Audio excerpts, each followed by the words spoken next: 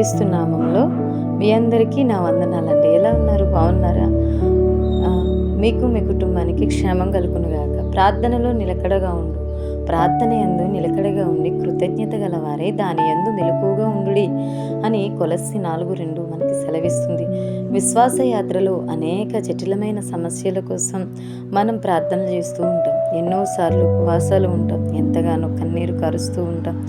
ఎందరో మన నిమిత్తం ప్రార్థన చేస్తూ ఉంటారు. దేవుని యొద్ద నిత్యము కనబడుతూనే ఉంటాం. అయినప్పటికీ కూడా దేవుని యొద్ద నుండి ఒక్కసారి కూడా జవాబు రానట్లుగా అనిపిస్తుంది. మౌనమే శరణ్యమవుతుంది. కన్నీరు త్రోవబడుతూ ఉంటుంది. ఎందుకు ఇలా జరుగుతుంది? అసలు దేవుడు ఎందుకు మౌనంగా ఉన్నారు?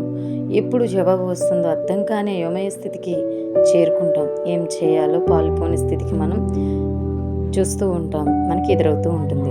తన కుమార్తెల దయ్యం పట్టి ఏం చేసినా కూడా స్వస్థతను విడుదలను పొందలేకుండా ఉన్న తన కుమార్తె గురించి దయ్యముల నుండి విడిపించి స్వస్థతను చేకూర్చగల సమర్థుడు యేసయ్య ఒక్కడే అని విన్నది ఆ కానాను స్త్రీ. అందుకే పరుగులు పెట్టి యేసయ్య ఎదుకు వచ్చి, ప్రభువా, దావీదు కుమారుడా, నన్ను కరుణింపుము, నా కుమార్తె దయ్యము పట్టి బహు బాధపడుచున్నదని కేకలు వేసింది. మత్తయి సువార్త 17:22.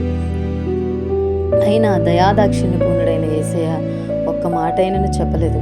ఆ మౌనానికి ఆమె గుండె ఎంతగానో గాయపడింది. కేకలు వేస్తున్నప్పటికీ కూడా యేసయ్య కొంచెం కూడా పట్టించుకోలేదు. ఆమె కేకలు శిష్యుల హృదయాలను ద్రవింపచేసి అందుకే ఆమె నిమిత్తం ప్రభుని వేడుకున్నారు.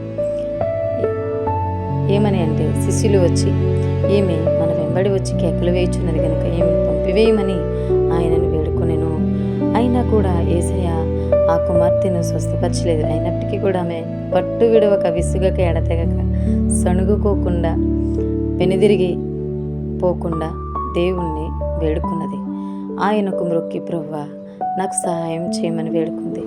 ఎప్పుడైతే ఆమె ఈ విధముగా ప్రార్థించిందో, విశ్వాసంతో ప్రభు పాదాలను విడవక వేడుకున్నదో, గొప్పదైన ఆమె విశ్వాసం బట్టి ఆమె కోరిక చెప్పున క్షణమే ఆ గడియలోనే ఆమె కుమార్తె స్వస్థత పొందుకుంది. దేవుని నామానికి స్తోత్రం కలుగును గాక.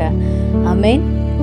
అందుకు యేసు, అమ్మ, నీ విశ్వాసం గొప్పది, నీ కోరినట్టే నీకు అవును గాక అని ఆమెతో చెప్పిన ఆ గడియలోనే ఆమె కుమార్తె స్వస్థత పొందెను. మత్తయి సువార్త 15:28. ఓ విశ్వాసి, నేడు మనం చేయవలసినది కూడా ఇదే. పట్టు విడవక ప్రార్థించాలి, విసుగక ప్రార్థించాలి, వెనుదిరగక ప్రార్థించాలి, సణుగుకునకుండా ప్రార్థించాలి. అంతేకాని ప్రార్థిస్తున్న జవాబు రావడం లేదు అని, దేవుడు మాట్లాడడం లేదు అని, మన సమస్యలు తీర్చబడడం లేదని సందేహించకూడదు. ప్రార్థించుట మానేయకుండా దేవుడు ఇక జవాబు ఇవ్వడేమో అని విసిగిపోకుండా సనగడం వంటివి చేయకుండా కానాను స్త్రీ వలె మనం కూడా ప్రార్థించాలి. ఎప్పుడైతే మన విశ్వాసం పరిణితి చెందుతుందో, ఎప్పుడైతే మనం ప్రార్థన చేయటం యందు నిలకడగా ఉంటామో, అప్పుడు గొప్పదైన మన విశ్వాసాన్ని బట్టి దేవుడు మన కోరిక చొప్పున, తన మహిమేశ్వర్యం చొప్పున మనం అడిగిన ప్రతి దానిని దేవుడు మనకు అనుగ్రహిస్తాడు. ఈ మాటలు మిమ్మల్ని ధైర్యపరిచినట్లయితే లైక్ చేయండి, షేర్ చేయండి, సబ్స్క్రైబ్ చేయండి. God bless you all.